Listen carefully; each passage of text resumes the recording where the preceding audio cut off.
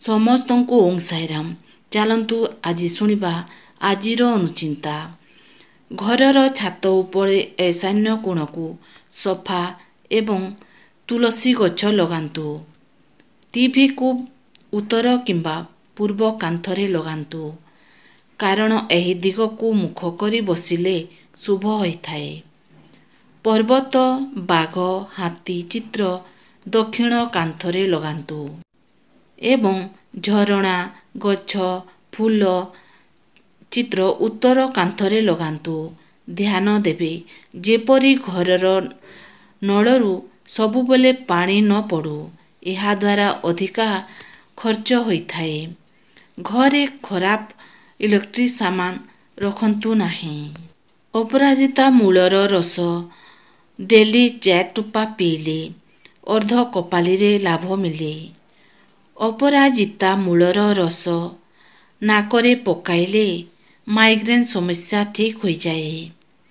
ଅପରାଜିତା ଗୋଲମରିଚ ଓ ତୁଳସୀ ମିଶାଇ ପିଇଲେ କାଶ ଭଲ ହୋଇଯାଏ।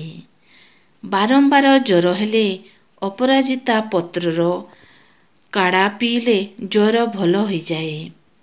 ଅପରାଜିତା ପତ୍ରର ମାଲା ଗଳାରେ ପିନ୍ଧିଲେ ଜଣ୍ଡିସ୍ ରୋଗ ଭଲ ହୋଇଥାଏ।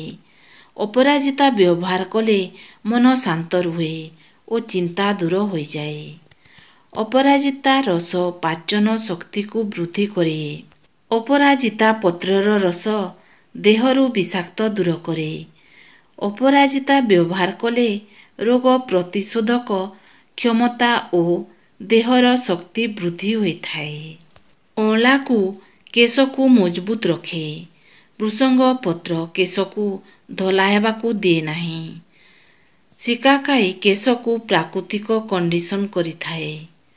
ରିଠା କେଶକୁ ସଫା କରିଥାଏ। ତ୍ରିଭଙ୍ଗରାଜ କେଶ ଝଡ଼ିବା କମାଇଥାଏ। ନଡ଼ିଆ ତେଲ କେଶକୁ ପୋଷଣ ଯୋଗାଇଥାଏ। ପିଆଜ ରସ କେଶକୁ ବୃଦ୍ଧି କରିଥାଏ।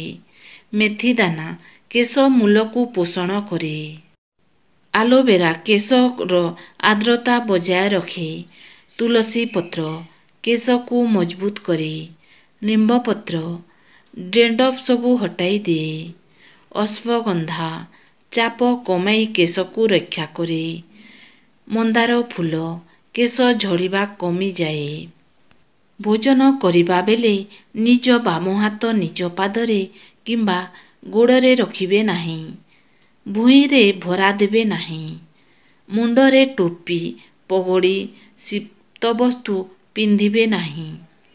5ଟି ନ'କୁ ସତର୍କ ରହିବା ଉଚିତ। ସେଗୁଡ଼ିକ ହେଲା ନାରୀ, ନଦୀ, ନିଆଁ, ନାଗ ଏବଂ ନରେଶ। ପ୍ରତ୍ୟେକ ଦିନ ସ୍ନାନ ପରେ ଉଭୟ ନାରୀ ପୁରୁଷମାନେ ସୂର୍ଯ୍ୟ ନମସ୍କାର କରନ୍ତୁ।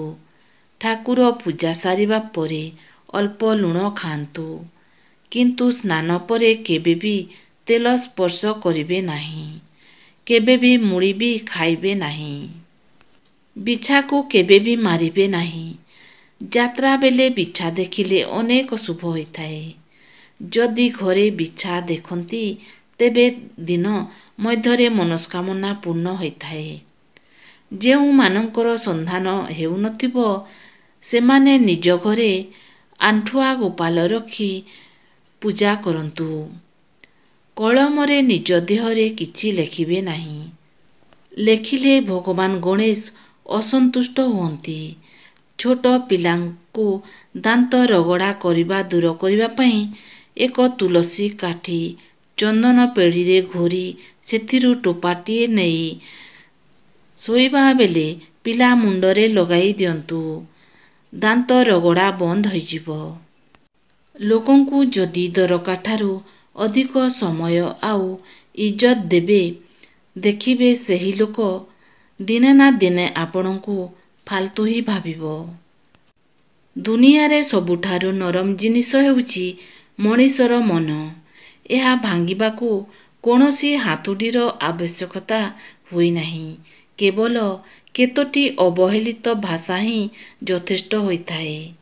ଯଦି ଆଜିର ଅନୁଚିନ୍ତା ଆପଣମାନଙ୍କୁ ପସନ୍ଦ ଆସିଲା ତାହେଲେ ସବସ୍କ୍ରାଇବ୍କୁ ଟଚ୍ କରି ବେଲ୍ ଆଇକନ୍କୁ ଟଚ୍ କରନ୍ତୁ।